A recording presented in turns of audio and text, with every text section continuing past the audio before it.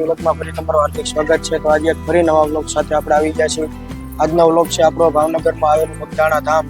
તો આપણે બગદાણા ધામના બજરંગદાસ બાપાના દર્શન કરીશું। બજરંગદાસ બાપાનું શું નામ હતું એ પણ તમને હું જણાવીશ અને સંપૂર્ણ ઇતિહાસ હું તમને જણાવીશ। તો મિત્રો વિડીયોમાં લાસ્ટ સુધી બન્યા રહેજો અને જો વિડીયો સારો લાગે તો લાઈક કરજો, શેર કરજો અને કમેન્ટ કરવાનું ભૂલતા નહીં।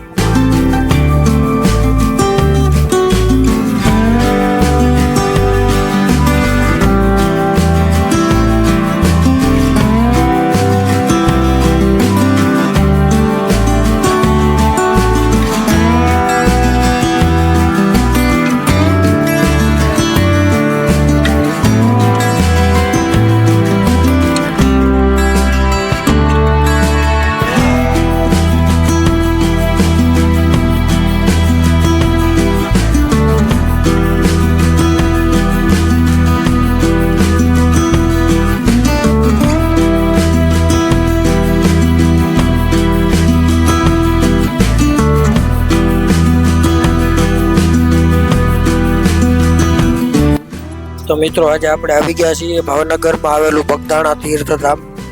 આપણે બગદાણા તીર્થધામનો સંપૂર્ણ ઇતિહાસ જાણીશું અને ત્યારબાદ આપણે કયા જિલ્લામાંથી કેટલા કિલોમીટર થાય છે તે પણ જાણીશું અને બજરંગદાસ બાપાના ટ્રસ્ટ દ્વારા કયા કયા સેવાકીય કાર્ય કરવામાં આવશે એ પણ હું તમને જણાવીશ। તો મિત્રો વિડીયોમાં લાસ્ટ સુધી બન્યા રહેજો।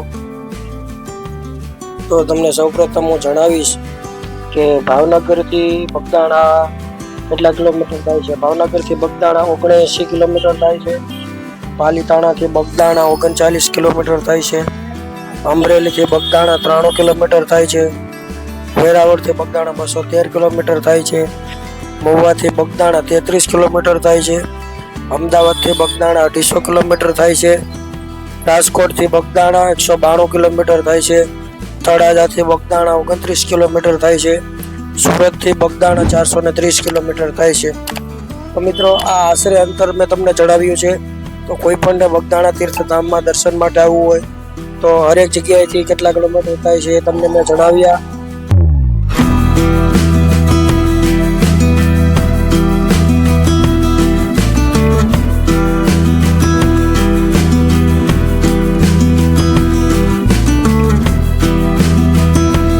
મિત્રો આપણે વાત કરીશું આરતીના સમયની રાજભોગ એટલે કે રાજભોગ આરતીની, સંધ્યા આરતી અને દર્શન સવારમાં કેટલા વાગે ખુલે છે અને રાત્રે કેટલા વાગે બંધ થાય છે। તો મિત્રો મંગળા આરતી થાય છે સવારે 5 વાગે અને રાજભોગ આરતી થાય છે બપોરે 12 કલાકે અને સંધ્યા આરતી થાય છે સંધ્યાના સમયે। ને દર્શન માટે સવારે 5 વાગે મંદિર ખુલી જાય છે અને દર્શન બંધ થવાનો સમય છે રાત્રે 11 કલાકે। 14 અને પૂનમના દિવસે દર્શન 24 કલાક ચાલુ રહે છે તે ભક્તોએ ખાસ નોંધ લેવી।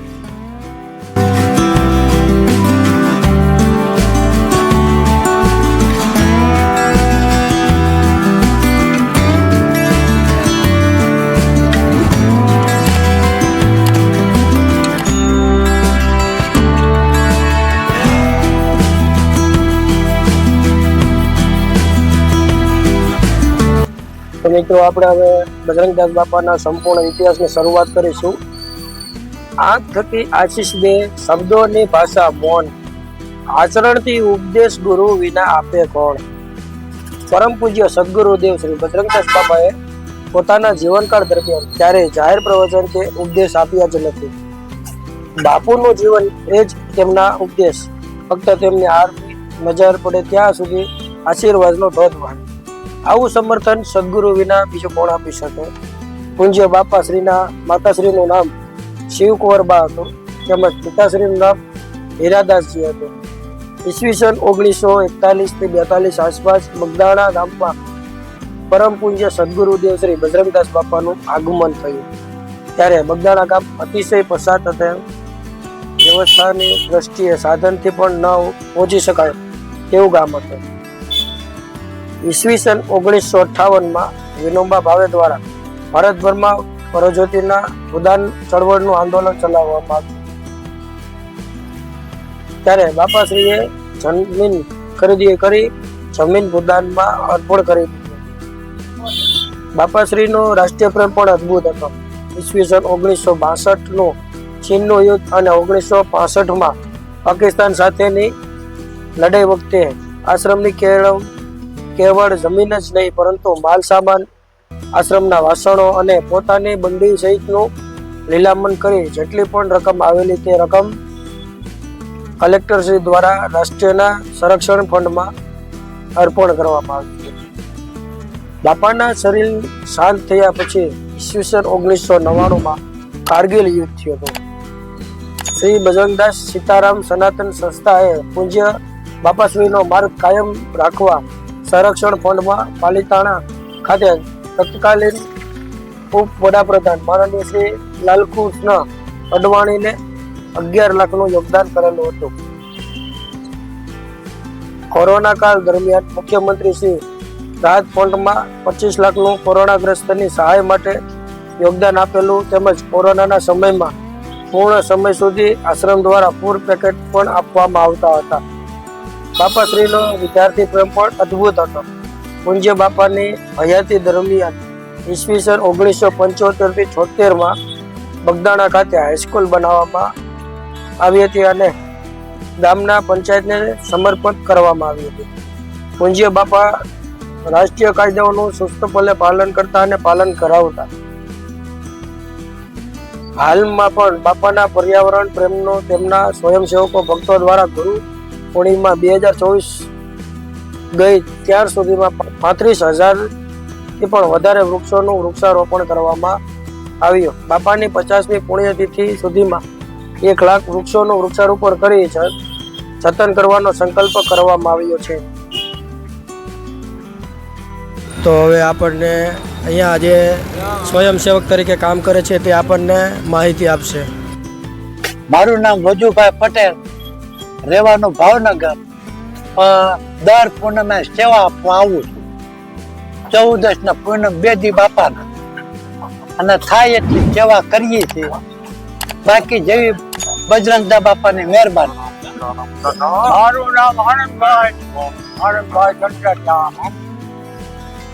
કંટારિયા. કુરકા મારું ગામ અને અહીં સેવા કરું 48 વર્ષ અને મારો વરસ છે 90 વર્ષ. હવે દાદાની દયા હોય ત્યાં સુધી દર્શન કરીશ અને હવે દાદા તમારી દયા મને એ કરેલો જીવ તો પેલો દાદાજી એ બાપા સીતારામ. આપણને દાદાએ જે 90 વર્ષની ઉંમરે સેવા કરી રહ્યા છે તેમનો જીવનનો અનુભવ પણ દાદાએ આપણને જણાવ્યો.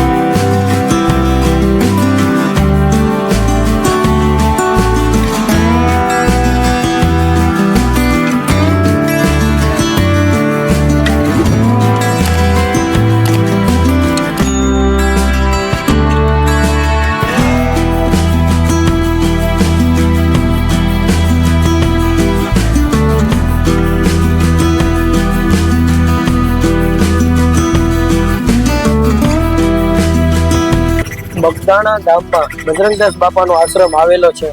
આ જગ્યાએ પ્રથમ તો બજરંગદાસ બાપાની ઝૂંપડી જ હતી. જ્યાં હાલ મોટા આશ્રમો આવેલા છે જે ગુરુ આશ્રમ તરીકે વિખ્યાત છે. જ્યાં બાપાએ મુખ્યને ભોજન મળી રહે અને અન્ન ક્ષેત્ર ચાલુ રહે આજે પણ ચાલુ રહે છે. આ આશ્રમમાં વર્ષોમાં 2 મોટા ઉત્સવો પણ કરવામાં આવે છે. બજરંગદાસ બાપાની પુણ્યતિથિ જે પોષ વદ ચોથના દિવસે અને બીજો ઉત્સવ અષાઢ સુદ 15 એટલે કે ગુરુ પૂર્ણિમાના દિવસે ધામધૂમથી ઉજવાય. ત્યારે દૂર દૂરથી ભાવિક ભક્તોને ઉમટી પડે છે. આ દિવસે મોટા મોટા મેળાઓનું આયોજન પણ થાય છે જેમાં બંને મેળાના દિવસે 2 થી 3 લાખ જેટલા ભાવિક ભક્તો બગદાણા એકત્રિત થાય છે. અહીં આશ્રમનો વહીવટ ટ્રસ્ટ દ્વારા કરવામાં આવે, જેના હાલના ટ્રસ્ટી મંજી બાપા છે, જે બાપાના મૃત્યુ થયા પછીની આશ્રમની જવાબદારી સંભાળે છે. આ ટ્રસ્ટ તરફથી નવા મંદિરનું નિર્માણ કરાયું. અહીં દૂર દૂરથી આવતા ભાવિક ભક્તોને હંમેશા ભીડ રહે છે. આ ગામ પાસે બગડાવ ઋષિનો બગડાલવ નામનો કુંડ છે. અહીં બગડ નામની નાની નદી વહે છે, જ્યાં ત્રિવેણી સંગમ થાય છે. તેને પાસે બગડેશ્વર મહાદેવનું સુંદર શિવાલય પણ આવેલું છે.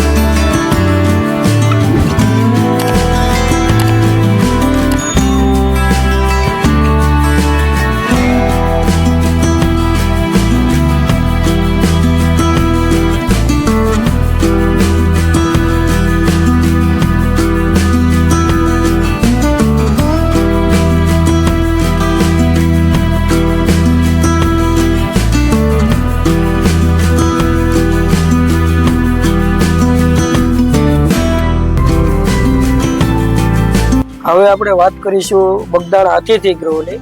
તો તીર્થધામ શ્રી ગુરુ આશ્રમ બગદાણા પરમ પૂજ્ય સદગુરુ દેવ શ્રી બજરંગદાસ બાપાના દર્શનાર્થે પધારતા દર્શનાર્થીઓને યાત્રિકોને રાત્રિ રોકાણ માટે સંસ્થા દ્વારા સુંદર મજાની 2 વિશાળ અતિથિ ગૃહો બનાવવામાં આવેલી છે, જે મંદિર પરિશ્રમમાં નજીકમાં જ આવેલી છે. સૌથી પહેલા નંદીગ્રામ ધર્મશાળા છે, તેની બાજુમાં ગોપાલગ્રામ ધર્મશાળા આવેલી છે.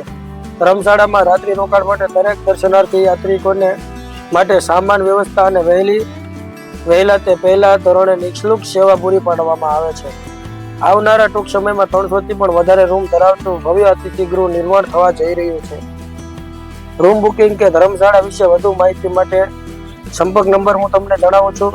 બગદાણા તો તમે બગદાણા દર્શન કરવા જતા હોય તો આ કોન્ટેક્ટ નંબર ઉપર તમે રૂમ પણ બુક કરાવી શકો છો. તો કોન્ટેક્ટ નંબર છે 99042 74 તો આ નંબર છે અતિથિ ગૃહનો. તો તમે ગમે ત્યારે જતા હોય તો તમને પણ સારું રહે. તો મિત્રો આપણે પણ હજી આગળ વાત કરીશું. વિડીયોમાં લાસ્ટ સુધી બન્યા રહેજો.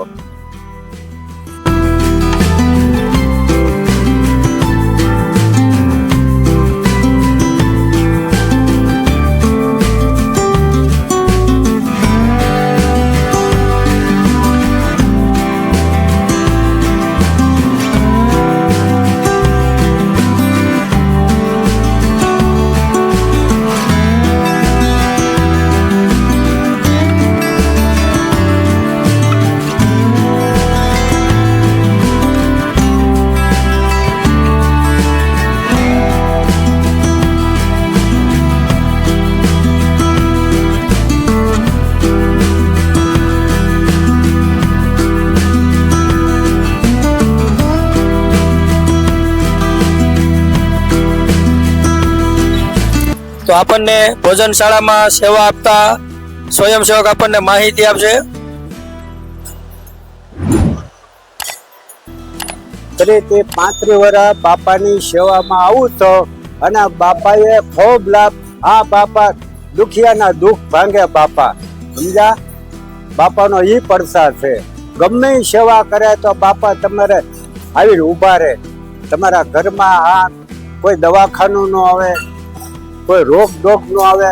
બાપાનો એવો પડસો છે. બાપાની બહુ દયા છે એમ. હું મારા 35 વર્ષ થયા તો મને બાપાનો ખૂબ લાભ છે ભાઈ. ગમે ઈ સેવામાં બાપાના આવે એટલે બાપાનો તમારે એવો પડશો. દવાખાનું કોઈ દી ન આવે, કોઈ રોગ ન આવે. બાપા એવો પડશો આપે. ધાર ધાડા છે બાપા. હું બાપાની સેવામાં તો આપણે આવી તો બહુ લાભ આપે એમ. બજરંગદાસ બાપા તમને કોઈ દુનિયામાં ડંકો મારી દીધો. મારા નાથની એવી દયા. હું બાપા પરમ જાગ્રત જ છે. બાપા જાગ્રત જ છે. માં નાની સત્ય વાત છે ભાઈ. એટલે બાપાની દયા ગમે ભલે. બાપાએ કીધેલું ભાઈ તમે 5 ફોતરાની સેવા કરજો. લખન કે ખોડિયા થાઓ. હા એ કે 5 ફોતરાની સેવા કરીને ખાજો. બાપા એમ પોતે બોલેલા છે. એટલે બાપા તો ધાર ધાડા અને બાપાની ખૂબ દયા. હું 35 વર્ષ હું આવું પણ મને આ બહુ સુખ શાંતિ બાપાએ હતી. હું એટલે સુખ શાંતિ એટલે હતી એટલે એને કોઈ કમી નહીં. તમારે મારા લખત ઓલો કેમ બધું સુખ જ હતું પણ અત્યારે બાપાએ ખૂબ આ સેવાના ફળ મને બાપાએ હતું. ખૂબ સુખ શાંતિ હતી બાપાએ. હાલો સીતારામ સીતારામ.